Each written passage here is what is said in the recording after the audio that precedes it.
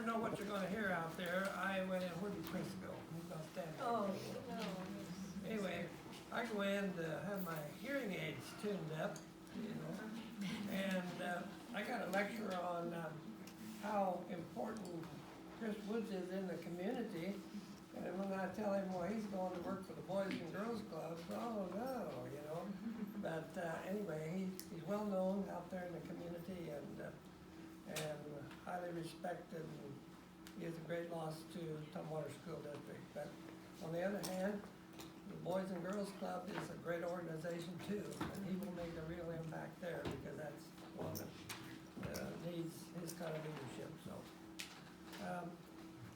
you know, it's kind of like there's a lot of confusion out there on what's what, and I'm an optimist. I think the legislature is going to step up and do some things for us. I don't think we're going to have to be taking full blood of this thing, but as Scott pointed out, somewhere between 2 and 5 million, even if it's $1 million, that's a lot of money to try to take out, and where your money's at's in salaries, so that means you gotta go take out people, and that's always sad, so we just have to stay tuned, and we'll keep working with our legislatures and see if we can get some good news coming out of there, so. Melissa, what have you been up to? I'm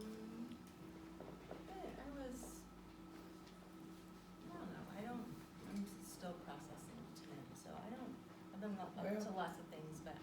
Melissa and I think got a little extra time with the superintendent hiring. That took a little extra time, but got it done. I think we got a really, really good candidate. And someone that, he's got a built-in mentor right here at North Thurston because Debbie Clemens, the North Thurston superintendent, the one that hired Sean when he come into her. I think they worked together for 4 years, so she gave him nothing but high marks, and she will be a good mentor for him because she knows him. So that did take some extra time. So you know. I know. Okay. Yeah. Right. So I'm going to start with something that's just heavy on my heart from today. I went to the Big Brothers Big Sisters brunch this morning. It was a great experience, and I also, when in my teaching career, I had a little sister, and I wish I still had contact with her today, but I don't. Met a young man, freshman at Tumwater High School. I said, oh, hey, how's it going? I know freshman year can be rough, and he said, I hate it. I said, why? So I sat there and probed a little more and talked to him, because it kind of bothered me. I'm like, why? Why do you hate it? He said, well, my math teacher hates me. I'm like, why do you think that? Oh, because he doesn't pay attention to me. Okay, well, tell me more. I kept asking these, probing questions, right? He said, and I've been suspended twice already. I'm like, really, what for? So, I'm just going to keep asking questions, right? That's the lawyer in me, I guess. Like, keep asking more and more questions. Long story short, because I could go, and we talked for about 15 minutes. Very, very, and his big was actually there with him. Said, he's a very, very bright kid, but he's just not motivated because he feels like he's getting the short end of the stick. This young man was a young man of color. And it's very, like the gentleman said earlier, relationships are very important in teaching. And if he's feeling that he's not being listened to, how can he feel engaged? How can he feel like, he's learning? And he said, this is not important. This is not interesting to me. I want to go to New Market, because then I can learn something and actually get a job. And he told me that. And so this is just something that I just want to share and have everybody hear, because that's important to me, because relationships are important. So that's I guess, something that I just want to share.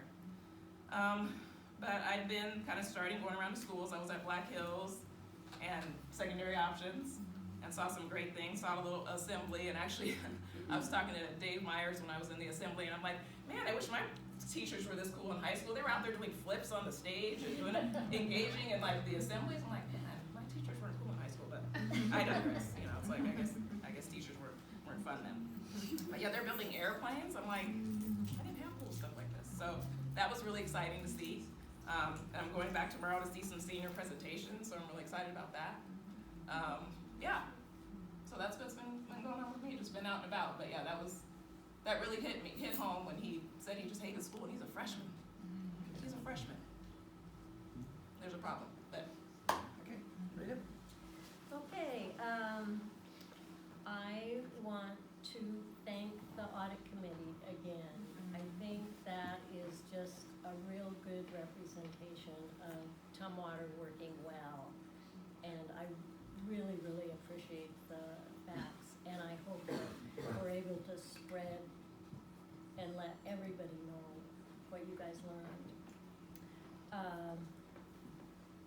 I also want to encourage everybody to email their legislatures. And, you know, if something happens in your everyday life, something with a child or something, share that with them, and or share the impact that these cuts are gonna have on them. Because that's the only way they have, you know, they're pretty removed from the everyday life of teachers, so that's the only way they learn these things. And like everybody that spoke tonight, that would be nice if you shared that with them, everyone that you can think of. Because I think the bottom line is everybody in this room wants the same thing. You know, we're all on the same page. We want to educate kids the very, very best way we can. And it's gonna take all of us to do it. So, and I think, the other thing I did talk to our new superintendent. He's very, very excited. He just has so much enthusiasm, and he's done a lot of research on us, so he feels like he has some knowledge of us. So he's gonna come in and hit the ground running, and I think it's gonna be a learning process for him and for us, because we've gotta get used to somebody new too now, but I'm very excited about it. And that's it.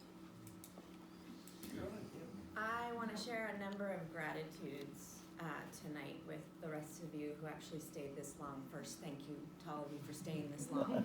That was the marathon for a Tumwater School Board meeting. I want to thank the Keys, Tammy and Scott. They've been putting in an inordinate amount of time and effort to try to help us bridge community and district, and to help us in the community and understanding the complicated world we're living in right now.